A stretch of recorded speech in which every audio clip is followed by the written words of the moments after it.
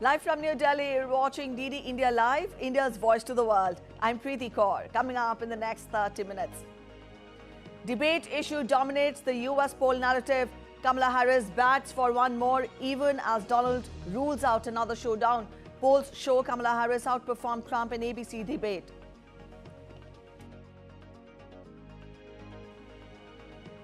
US imposes sanctions on suppliers to Pakistan's ballistic missile program. Also includes China-based firms, says will continue to act against proliferation and associate procurement activities of concern.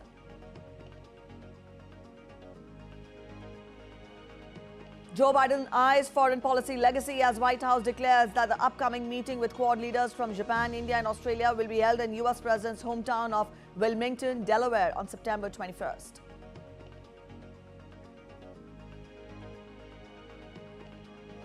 Hurricane Francine weakens after leaving widespread power outages in Louisiana. Worst not over as threat of dangerous storm surges in weekend remains. South America faces record-breaking wildfires amid climate crisis. Rain is forecast next week for Brazil's center-south. Drought conditions are expected to continue through October in north and center-west.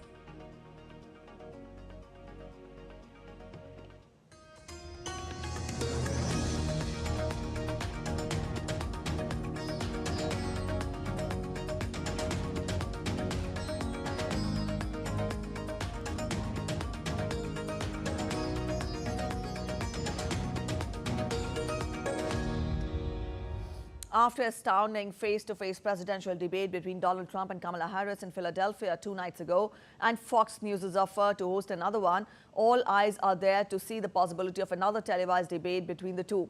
But the question is whether it will happen as differences persist between the two aspirants. Democratic presidential candidate Kamala Harris says she is ready for another debate. During a campaign rally in swing state of North Carolina, Harris took a jibe on Trump and said that many influential people of the Republican Party are vowing support for Democrats, leaving the Republicans high and dry. And she challenged Trump to hold another debate about issues and reasons impending American policies. Over 200 people who worked for President George H.W. Bush, President George W. Bush, John McCain, and Mitt Romney have endorsed me for president. 2 nights ago, Donald Trump and I had our first debate.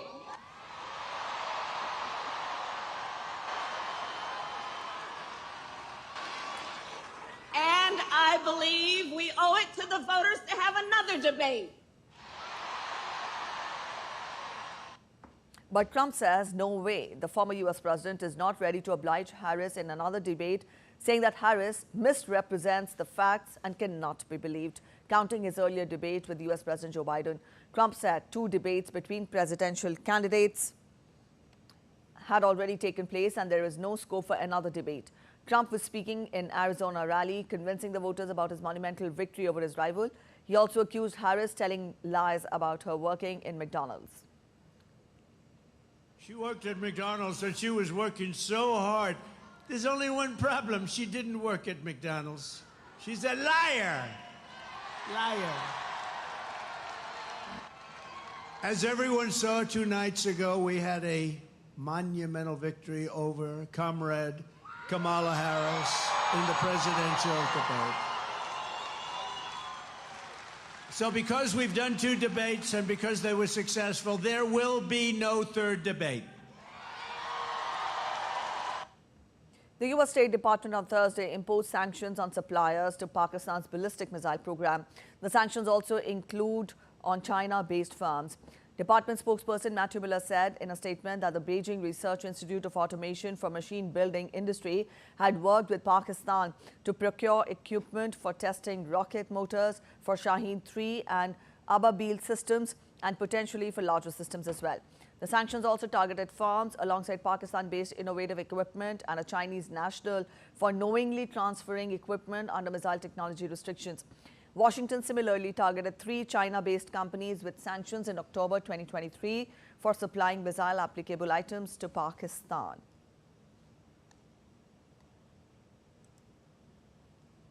U.S. President Joe Biden is set to host the fourth in-person Quad Leaders Summit in his hometown, Wilmington, in Delaware, on September 21st. The summit comes as Biden eyes his foreign policy legacy in his final months as the one-term president after dropping out of the 2024 U.S. election and effectively handing the Democratic Party nomination to his Vice President, Kamala Harris. White House spokesperson Karine Jean-Pierre said that President is looking forward to welcoming Indian Prime Minister Narendra Modi, Australian Prime Minister Anthony Albanese and Prime Minister Kishida Fumio of Japan. The next Quad Summit will be hosted by India, the White House said. This administration, President Biden made the decision to take the Quad to the leader level, and next weekend, President Biden will host the fourth in-person Quad Leaders Summit in Wilmington, Delaware. The President looks forward to welcoming Prime Minister of Australia, Prime Minister of India, and the Prime Minister of Japan. This will be President Biden's first time hosting foreign leaders in Wilmington as president, a reflection of his deep personal relationships with each of the Quad leaders and the importance of the Quad to all of our countries. British Prime Minister Keir Starmer arrived in the U.S. on Wednesday for talks with U.S. President Joe Biden on issues of mutual and global concern. The U.S. President will host British Prime Minister at the White House on Friday. The leaders will have in-depth discussion on a range of global issues of mutual interest, including continuing global support to Ukraine, securing a hostage release and ceasefire deal to end the Gaza conflict, protecting international shipping in the Red Sea from Houthi threats, and advancing a free and open Indo-Pacific.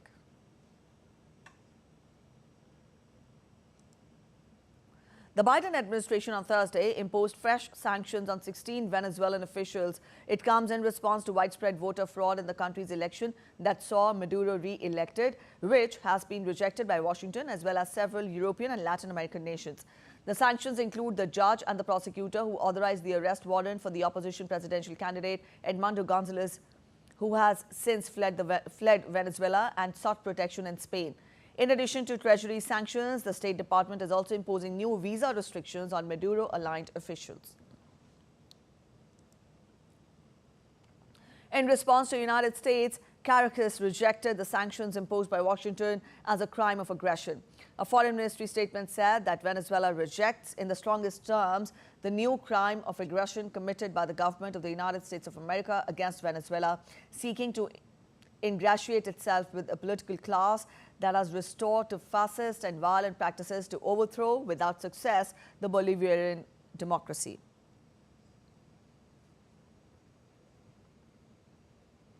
Two dozen soldiers and police officers from Jamaica arrived in Haiti on Thursday to join a UN-backed mission led by Kenya to fight powerful criminal gangs.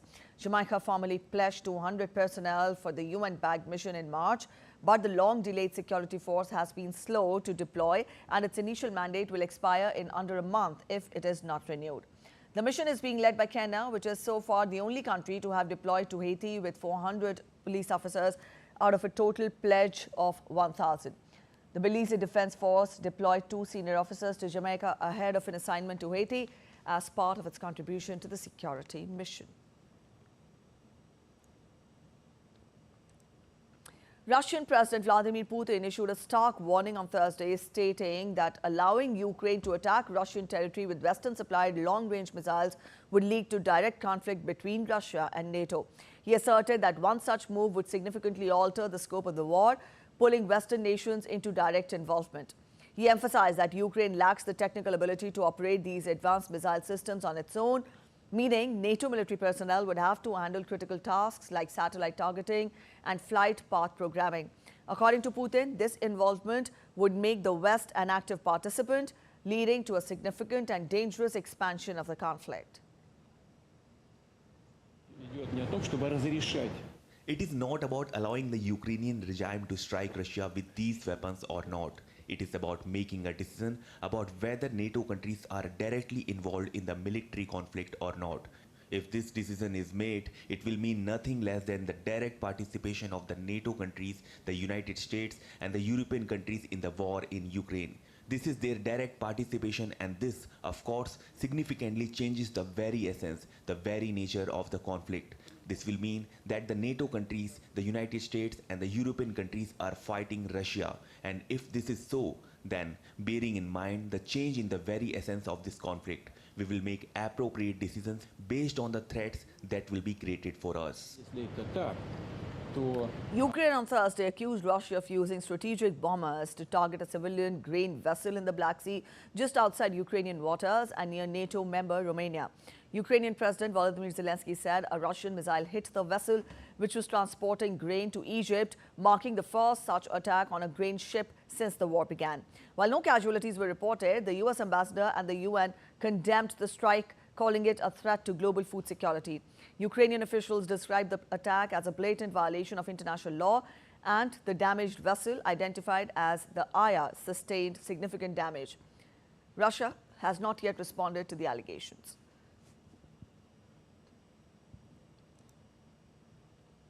Russian shelling on Thursday claimed 3 lives and injured 9 others in Ukraine's northeastern Kharkiv region. The attack targeted the village of Borova, southeast of Kharkiv, Ukraine's second largest city, which has been a frequent focus of Russian strikes. 1 victim succumbed to injuries in the hospital as emergency services responded. Russian forces launched a second strike, injuring 3 rescuers.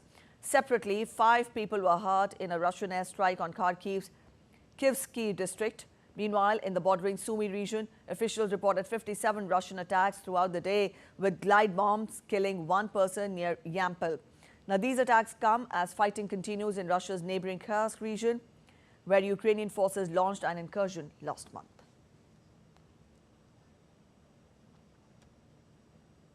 NATO Secretary General Jens Stoltenberg is set to succeed German diplomat Christoph Heusen as chair of the prestigious Munich Security Conference, sources revealed. Often referred to as the Davos for defense, the annual forum brings together global political and military leaders in Munich to address security issues. Stoltenberg, who has led NATO since 2014, will step down from his role in October, following a decade of service marked by heightened global tensions and military challenges. His successor at NATO, former Dutch Prime Minister Mark Rutte, was announced earlier this year. Stoltenberg's new role as the chair of Munich Security Conference places him at the forefront of shaping future global defense dialogues, signaling a continued leadership presence in international security.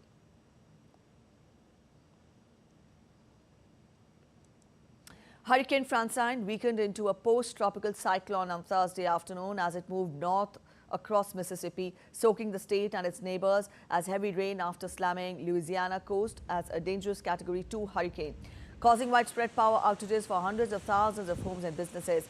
Flood watches and wind advisories remain in effect for some areas near the storm's path. Francine could bring 4 to 8 inches of rainfall across parts of Mississippi, Tennessee, Georgia, and many more, with some areas getting more than 12 inches.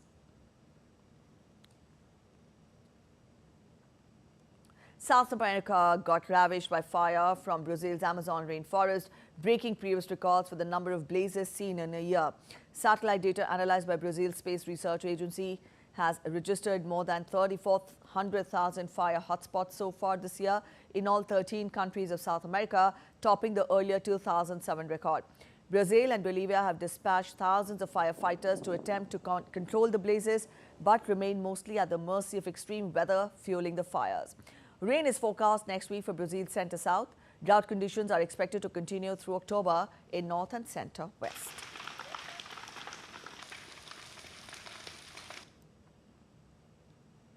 You're watching DD India Live. We're heading for a short break. But after the break, India's National Security Advisor Ajit Doval meets Russian President Vladimir Putin ahead of BRICS summit beginning October 22nd.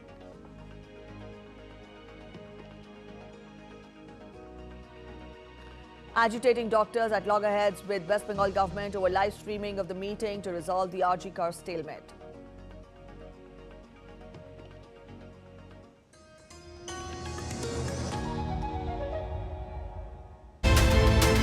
United States is going into its 60th quadrennial presidential election. What are the implications of this election? What is the state of democracy in the United States? Can India and the United States work together? What are the values?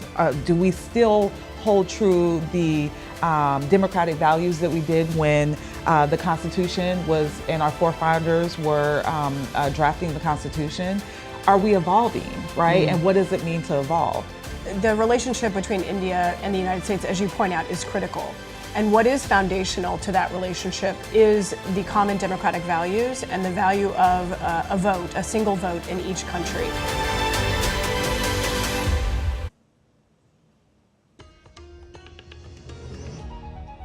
Welcome back after the break. You're watching DD India Live. Let's get you more updates. Ahead of the BRICS summit in Kazan from October 22nd to 24th, Russian President Vladimir Putin has been meeting with diplomats and security officials from BRICS nations. Indian National Security Advisor Ajit Doval conveyed a message from Prime Minister Narendra Modi during his meeting with Putin. A special report from Russia Today's Igor Zenov.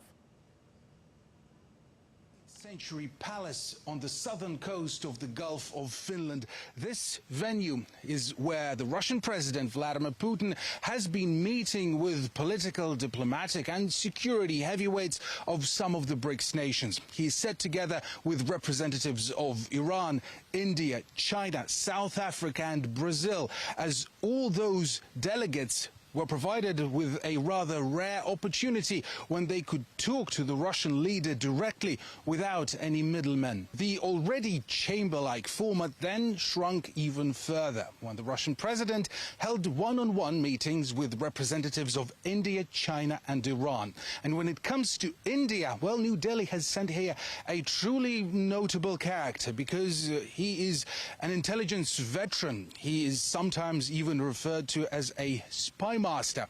National Security Advisor of India, Ajit Doval, clearly enjoys the trust of the Prime Minister, Narendra Modi, who has sent him here, showing that he has no doubts that his man is well versed in the art of diplomacy too. I have come here on the direction of Prime Minister Modi, who has conveyed his highest regards to you.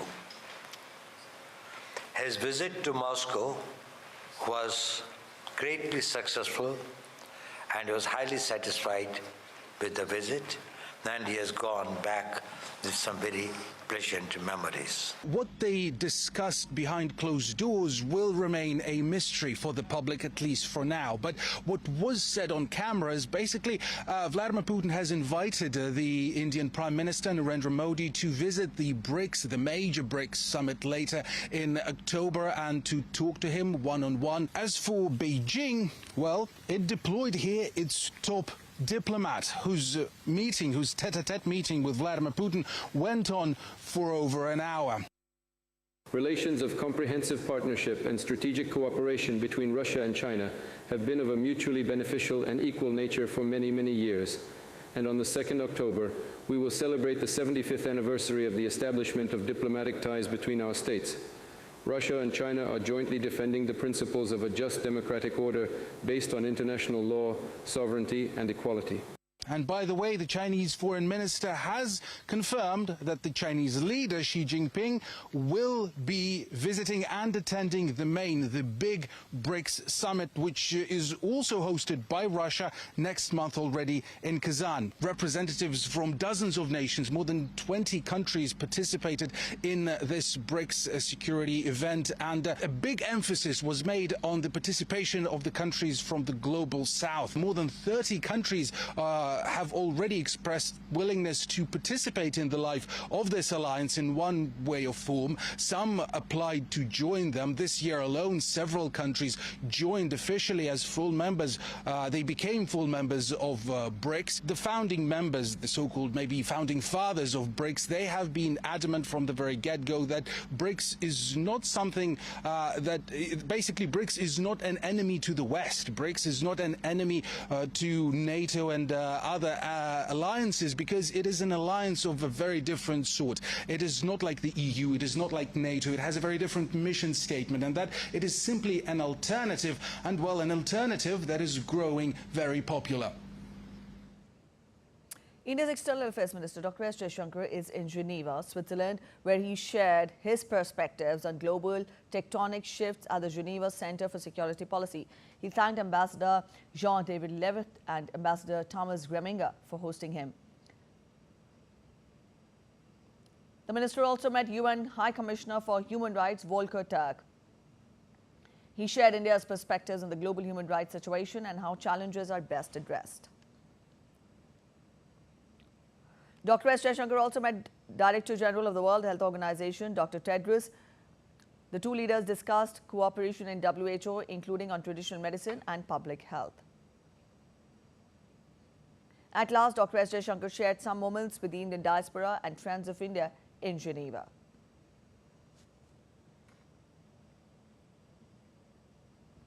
As unrest over gruesome rape and murder of Kolkata's junior doctor continues, the protesting doctors blame the West Bengal administration for its rigidness in not allowing live streaming of the meeting to resolve the RG Kar stalemate. The doctors also called Chief Minister Mamata Banerjee's remarks, blaming the medics for the impasse as unfortunate. Meanwhile, West Bengal's Governor C.V. Ananda Bose announced his decision to socially boycott Chief Minister Mamata Banerjee, citing widespread public outcry.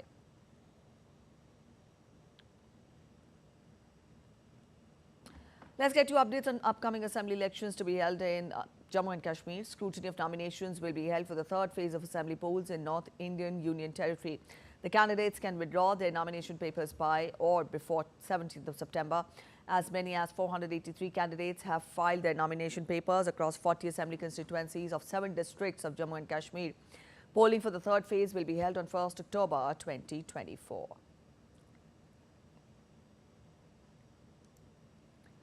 A quick look at other stories making it to the headlines from across India now. The auspicious 10-day festival of Ganesh Chaturthi is being celebrated all across India with great fervour. Devotees are celebrating in their unique ways as a doctor from West Indian state of Gujarat made Ganesha idol out of 5,100 earthen pots.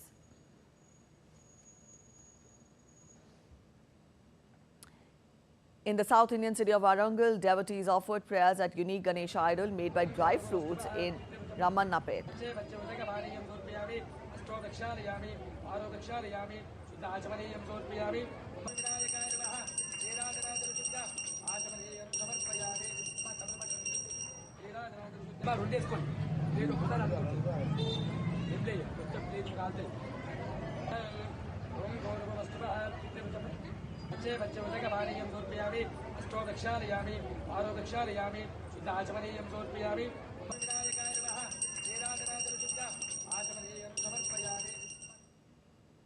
All right, that's it in this edition of DD India Live. But let us know your thoughts on the news of the day. For those of you on the go, you can get all the latest news and updates from India and across the world on the DD India mobile app.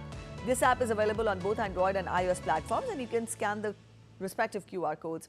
We'll be back with more news as it breaks here on DD India. I'm Preeti Kaur signing off, and from all of us here in Delhi, thanks for watching DD India Live.